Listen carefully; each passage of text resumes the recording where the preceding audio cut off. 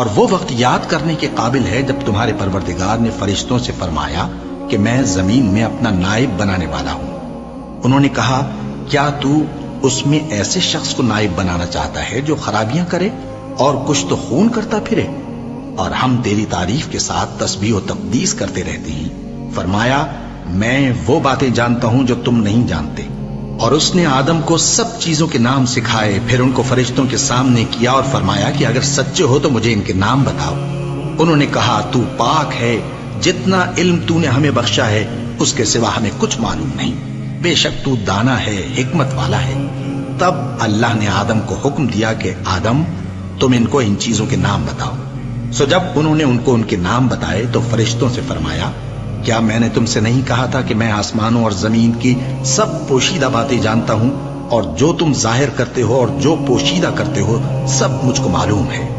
اور جب ہم نے فرشتوں کو حکم دیا کہ آدم کے آگے سجدہ کرو تو وہ سب سجدے میں گر پڑے مگر شیطان نے انکار کیا اور غرور میں آ کر کافر بن گیا۔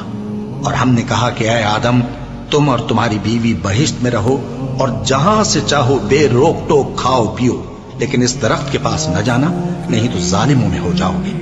پھر شیطان نے دونوں کو اس درخت کے بارے میں پھسلا دیا اور جس عیش و نشاط میں تھے اس سے ان کو نکلوا دیا۔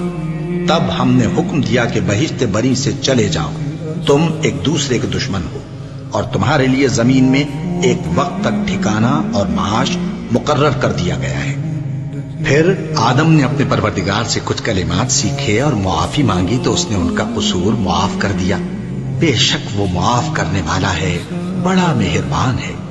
ہم نے فرمایا کہ تم سب یہاں سے اتر جاؤ، جب تمہارے پاس میری طرف سے ہدایت پہنچے تو اس کی پیروی کرنا کہ جنہوں نے میری ہدایت کی پیروی کی ان کو نہ کچھ خوف ہوگا اور نہ وہ غمناک ہوں گے، اور جنہوں نے اس کو قبول نہ کیا اور ہماری آیتوں کو جھٹلایا وہ دوزخ میں جانے والے ہیں اور وہ ہمیشہ اس میں رہیں گے۔